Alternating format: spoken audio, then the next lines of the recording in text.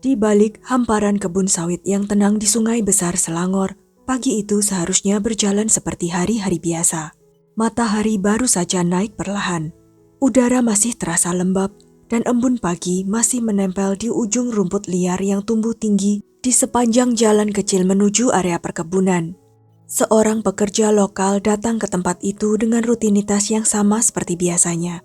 Tidak ada firasat buruk. Tidak ada tanda bahwa beberapa menit kemudian hidupnya akan berubah. Ia hanya berniat membersihkan rumput. Namun ketika matanya menangkap sesuatu berwarna hitam di dekat semak-semak, langkahnya melambat. Awalnya ia mengira itu tumpukan sampah yang dibakar secara ilegal. Hal seperti itu kadang terjadi. Orang membuang limbah sembarangan lalu membakarnya untuk menghilangkan jejak. Tapi semakin dekat ia berjalan, semakin aneh bentuk benda itu. Lalu ia mencium sesuatu, bau menyengat. Bau benda terbakar bercampur dengan aroma bahan bakar. Dan sesaat kemudian, jantungnya seperti berhenti berdetak. Yang tergeletak di hadapannya bukan sampah. Itu tubuh manusia, tubuh seorang wanita, tubuh yang telah hangus terbakar.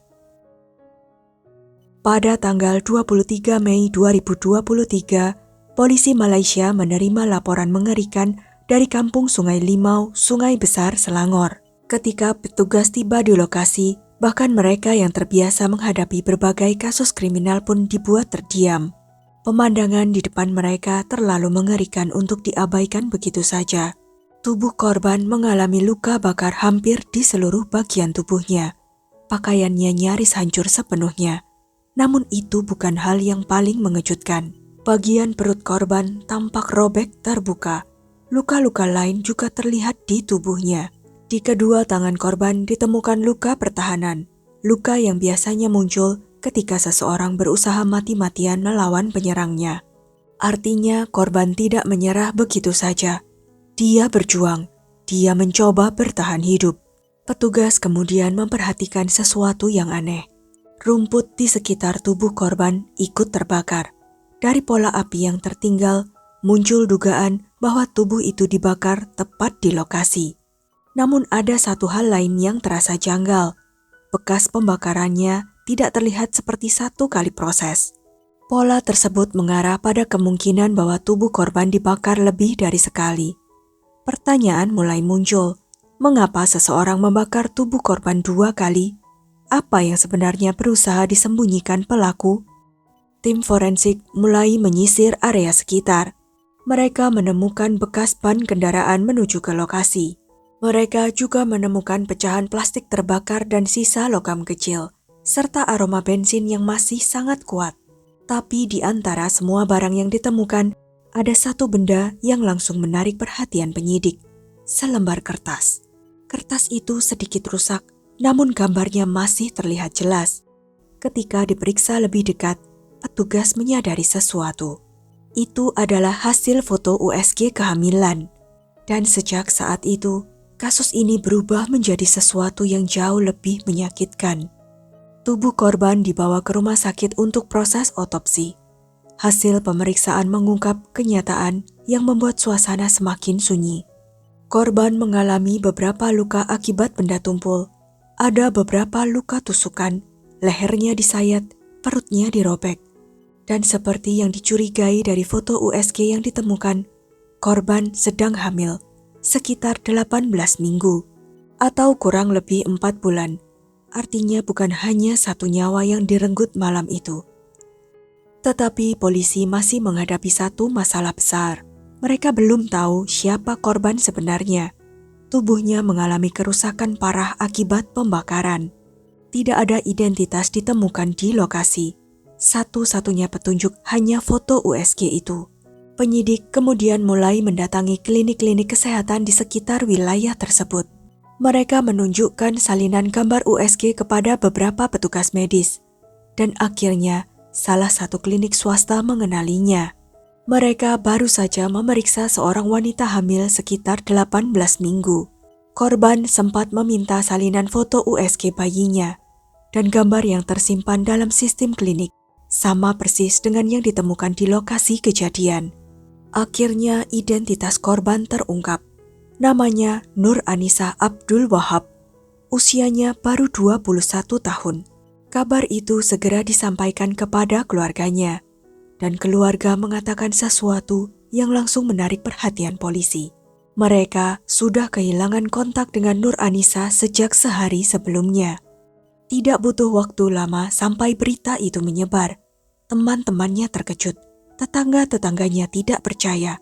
Semua orang bertanya hal yang sama. Siapa yang bisa melakukan sesuatu sekejam ini? Karena menurut orang-orang yang mengenalnya, Nur Anisa bukan sosok yang suka mencari masalah. Dia bekerja sebagai pelayan restoran, jam kerjanya panjang, gajinya tidak besar. Tetapi dia menjalani hidupnya dengan tenang. Keluarganya menggambarkannya sebagai sosok yang sederhana dan penyayang. Dia mandiri, dia pekerja keras, dan seperti kebanyakan orang seusianya, dia juga punya seseorang yang ia percayai. Seseorang yang selama ini ada di sisinya. Namanya Muhammad Fakhrul Aiman Sajali, pria berusia 20 tahun. Mereka mulai berteman sebelum akhirnya menjalin hubungan. Orang-orang di sekitar menggambarkan Fakhrul sebagai pria yang pendiam dan cukup baik. Dia juga dikenal cukup cerdas. Tidak ada yang menyangka namanya suatu hari akan dikaitkan dengan kasus pembunuhan brutal. Hubungan mereka berjalan sekitar 1 tahun. Tetapi seiring waktu, hubungan itu mulai berubah. Mereka sering bertengkar, putus, lalu kembali bersama. Dan siklus itu terus berulang. Hingga akhirnya sebuah kabar mengubah segalanya. Nur Anisa hamil. Dan sejak saat itu, hubungan mereka mulai masuk fase yang jauh lebih rumit. Kehamilan itu menjadi awal dari sesuatu yang perlahan menghancurkan semuanya. Di Malaysia, terutama di lingkungan yang masih memegang nilai agama dan tradisi yang kuat, kehamilan di luar pernikahan seringkali membawa tekanan sosial yang sangat besar. Bukan hanya rasa malu, bukan hanya omongan orang, tetapi juga ketakutan akan penolakan keluarga dan lingkungan sekitar. Dan beban itu mulai menekan hubungan mereka. Nur Anisa terus berusaha berbicara dengan Fakhrul mengenai masa depan mereka, tentang bayi itu, tentang tanggung jawab, tentang apa yang akan terjadi setelah semuanya diketahui orang lain. Tetapi setiap pembicaraan tampaknya berakhir dengan pertengkaran. Menurut hasil penyelidikan yang kemudian terungkap di pengadilan, Fakhrul menolak menerima kenyataan itu. Ia tidak percaya bahwa bayi yang dikandung Nur Anisa adalah anaknya. Perdebatan mengenai kehamilan mulai menjadi topik yang terus berulang di antara mereka. Dan tekanan semakin membesar ketika beberapa anggota keluarga korban mulai mendesak Fakhrul untuk mengakui tanggung jawabnya. Sedikit demi sedikit, sesuatu mulai berubah di dalam dirinya. Entah itu rasa takut, rasa marah, atau keinginan untuk lari dari kenyataan. Namun apapun yang sedang terjadi di dalam pikirannya saat itu, satu hal yang mengerikan mulai terbentuk. Sebuah keputusan. Pada malam tanggal 22 Mei 2023, beberapa jam sebelum tubuh Nur Anisa ditemukan, Fakhrul menghubunginya. Ia mengajak Nur Anisa bertemu. Bagi Nur Anisa, mungkin malam itu hanyalah kesempatan lain untuk berbicara. Mungkin kesempatan untuk memperbaiki hubungan mereka. Mungkin kesempatan untuk membuat Fakhrul akhirnya menerima keadaan. Dia bahkan membawa sesuatu bersamanya malam itu. Foto USG bayinya. Foto yang beberapa hari sebelumnya ia minta dari klinik. Mungkin di dalam pikirannya, melihat gambar kecil kehidupan yang tumbuh di dalam dirinya bisa mengubah hati seseorang. Mungkin dia berharap semuanya akan membaik. Tapi yang tidak ia tahu, Fakhrul ternyata sedang menyiapkan sesuatu yang berbeda, sesuatu yang jauh lebih gelap. Sebelum menjemput Nur Anisa, Fakhrul menaruh sebilah pisau di mobilnya. Lalu ia membawa sebuah wadah plastik besar. Di perjalanan, ia berhenti di sebuah pom bensin, tetapi ia tidak mengisi tangki mobil. Sebaliknya, ia mengisi wadah yang dibawanya dengan bensin. Sekitar pukul 8:30 malam, Fakhrul menjemput Nur Anisa di tempat kerjanya. Awalnya semuanya tampak normal. Keduanya masuk ke mobil, berbicara, lalu kembali bertengkar. Nur Anisa tetap mengatakan bahwa bayi itu adalah anaknya. Fakhrul tetap menolak. Perdebatan yang sama, kata-kata yang sama, emosi yang semakin memanas. Namun malam itu berbeda, karena Fakhrul terus mengemudi, melewati jalan-jalan yang semakin sepi, semakin jauh dari keramaian. Sampai akhirnya mobil berhenti di area perkebunan. Hari sudah gelap, hampir tidak ada siapapun di sekitar. Tidak ada rumah, tidak ada orang lewat. Hanya suara serangga malam dan hamparan kebun yang sunyi. Fakhrul keluar dari mobil, Nur Anisa ikut turun.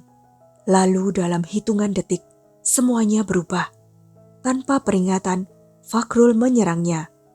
Hasil penyelidikan menunjukkan Nur Anisa berusaha melawan. Luka pertahanan di tangannya menjadi bukti bahwa dia mencoba menyelamatkan diri. Dia mencoba bertahan, mencoba kabur, mencoba hidup. Tetapi malam itu, tidak ada yang mendengar, tidak ada yang datang. Tubuh Nur Anisa mengalami berbagai luka akibat kekerasan brutal. Dan ketika semuanya selesai, Fakhrul masih belum berhenti. Ia mencoba menghilangkan jejak. Bensin yang telah ia siapkan sebelumnya disiramkan ke tubuh Nur Anisa, lalu api dinyalakan. Dalam pikirannya, mungkin semuanya akan berakhir di sana. Mungkin dia berpikir tidak akan ada yang menemukan identitas korban. Tetapi dia salah. Keesokan paginya sekitar pukul 7 pagi, karena merasa takut tertangkap, Fakhrul kembali ke lokasi. Ia membawa bensin lagi, dan untuk kedua kalinya, ia membakar tubuh Nur Anisa, berusaha menghilangkan sisa-sisa bukti yang mungkin masih tertinggal. Dan saat Fakhrul mencoba meyakinkan dirinya bahwa semuanya sudah selesai, polisi bergerak jauh lebih cepat daripada yang ia bayangkan. Begitu identitas Nur Anisa diketahui, penyidik langsung mulai menelusuri kehidupan pribadinya, teman-teman, keluarga, orang-orang terdekat. Dan seperti dalam banyak kasus pembunuhan lainnya, nama yang paling sering muncul adalah nama seseorang yang sangat dekat dengan korban, Muhammad Fakhrul Aiman Sajali. Hubungan mereka bukan rahasia, pertengkaran mereka juga bukan rahasia. Beberapa orang bahkan mengaku pernah melihat keduanya bertengkar sebelumnya. Lalu polisi menemukan sesuatu lagi, bekas ban kendaraan di lokasi. Ukuran ban tersebut dibandingkan dengan kendaraan milik Fakhrul. Hasilnya cocok. Rekaman CCTV juga mulai diperiksa. Dan di sanalah petugas menemukan mobil yang memasuki area tersebut pada malam kejadian. Jenis dan bentuknya sesuai dengan kendaraan milik Fakhrul. Lalu muncul rekaman lain, rekaman dari pom bensin. Rekaman yang menunjukkan Fakhrul membeli bensin dalam jumlah besar dan memasukkannya ke dalam wadah plastik. Sedikit demi sedikit, potongan-potongan pasal mulai tersusun, dan semuanya mengarah ke satu orang yang sama, Muhammad Fakhrul Aiman Sajali. Polisi kemudian memanggil Fakhrul untuk diperiksa. Di hadapan penyidik, ia tampak tenang, terlalu tenang. Ia mengaku memang bertemu Nur Anisa pada tanggal 22 Mei. Tetapi menurut ceritanya, setelah itu ia mengantar Nur Anisa pulang seperti biasa. Ia mengatakan tidak tahu apa yang terjadi setelahnya. Tidak tahu, tidak melihat, tidak terlibat. Namun ada sesuatu yang menarik perhatian salah satu penyidik. Di lengan Fakhrul terlihat beberapa goresan yang tampak masih baru. Luka kecil tapi cukup untuk menimbulkan pertanyaan. Penyidik juga mulai mendalami bukti digital. Telepon genggam Fakhrul disita. Riwayat percakapan antara dirinya dan Nur Anisa diperiksa. Dan dari sana, gambaran yang selama ini kabur mulai terlihat semakin jelas. Percakapan mereka dipenuhi ketegangan, pembahasan tentang kehamilan, perdebatan, perselisihan yang terus berulang. Lokasi telepon genggam Fakhrul juga ditelusuri, dan hasilnya menempatkannya di sekitar area tempat tubuh Nur Anisa ditemukan. Bukti CCTV, bekas ban, bensin, percakapan, lokasi telepon, luka di tubuh, semuanya mengarah ke orang yang sama. Polisi bergerak. Muhammad Fakhrul Aiman Sajali ditangkap di rumahnya. Awalnya ia membantah, tetapi semakin lama penyidik menunjukkan bukti satu persatu, semakin sulit baginya untuk mempertahankan ceritanya. Sampai akhirnya dinding itu runtuh. Ia mengaku pengakuan itu mengakhiri pencarian polisi. Tetapi bagi keluarga Nur Anisah, pengakuan itu tidak membawa ketenangan. Karena tidak ada pengakuan apapun yang bisa mengembalikan seseorang yang sudah pergi. Pada tanggal 1 Juni 2023, Fakhrul resmi didakwa di Pengadilan Magistrate Sungai Besar atas pembunuhan Nur Anisah Abdul Wahab. Kasus ini kemudian dipindahkan ke Pengadilan Tinggi. Dan seperti banyak kasus besar lainnya, proses hukumnya berjalan cukup panjang. Selama persidangan, muncul berbagai perdebatan, termasuk permintaan agar kondisi mental Fakhrul diperiksa oleh psikiater. Pengadilan mengizinkan evaluasi tersebut, tetapi hasilnya tetap sama. Ia dinyatakan sehat secara mental. Ia dinyatakan mampu mempertanggungjawabkan tindakannya. Artinya, tidak ada gangguan yang membuatnya kehilangan kesadaran atas apa yang dilakukan.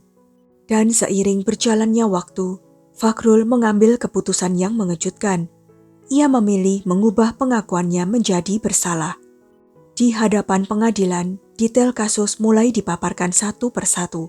Barang bukti, foto, laporan forensik, keterangan saksi, semuanya kembali membuka luka lama bagi keluarga korban. Dan lagi-lagi publik Malaysia dibuat terguncang. Karena semakin banyak detail yang muncul, semakin sulit dipercaya bahwa semua ini dilakukan oleh seseorang yang sebelumnya dikenal biasa saja. Seseorang yang pernah dicintai korban, seseorang yang pernah menjadi tempat bergantung.